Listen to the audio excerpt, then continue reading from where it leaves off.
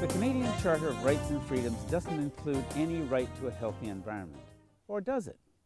Ada Lockridge and Ron Plain are members of the First Nation, which is located in Ontario's notorious Chemical Valley, breathing the worst air in Canada and suffering severe health problems as a result.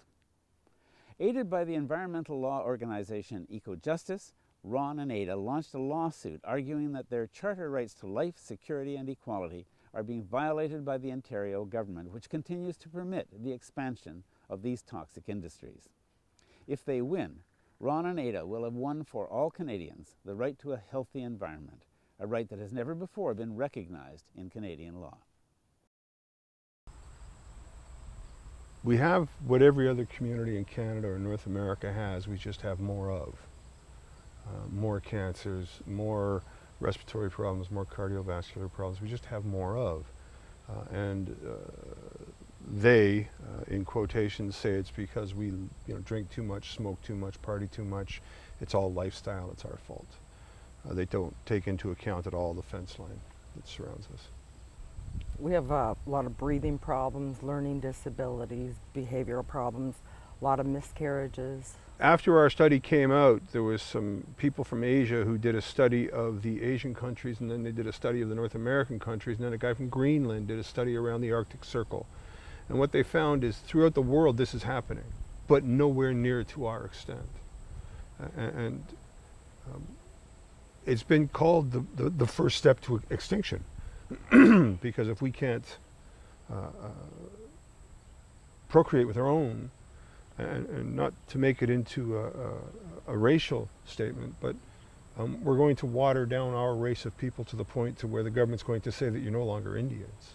That's been their goal all the way along. It's an Indian problem. That way they can blow it off by saying it's lifestyle, and it's our own fault that what it is. But it's not only us, there's all kinds of people throughout the valleys, South Sarnia, Corunna, all the way down to Wapool, who still get affected. We may get the wafting of airs going by more frequently than anybody else, and that's the issue. Was it a one-time thing? Was it a one specific incident that happened? Or is it a lifetime of all this building up in you, the cumulative effects thing? So, is anybody studying that seriously at this point? The cumulative effects? Well, studying what accounts for this anomaly. I mean, well, they know what each chemical does by itself, but they don't know what the mixture of the chemicals can do to anybody. And you've got health authorities saying to you that this is just a lifestyle. Oh yeah, I've heard that so many times. I get so angry, and I'll say, okay, unless you're talking lifestyle choices as the food we eat, the pots and pans that we cook, our cleaning products, our, my shampoos and stuff like that, if that's what you mean, fine, but don't you dare say anything because it's our drugs or alcoholism, because we were compared to another First Nation when we did the birth ratio, and they're not far from here. They live the same lifestyles as us, but they're not in direct thing, and they were fine. So your Omjanam is completely surrounded by petrochemical activity, and you've got some of it that Omjanam surrounds it too. Yep. Tell me a little bit about the layout here, because I think that's hard to grasp. That the two are so interwoven like that. I won't go into the whole history of the land transactions that allows it to be. But as we drove past the graveyard, I showed you that it is completely surrounded by industry. So if it's a donut, the graveyard's the donut hole. And you go over to Scott Road and you'll see that there's two plants there. There's an old called Welland Chemicals, which is abandoned, and the Ontario Hydro facility across the road. They're the donut hole that are completely surrounded by Omjanam.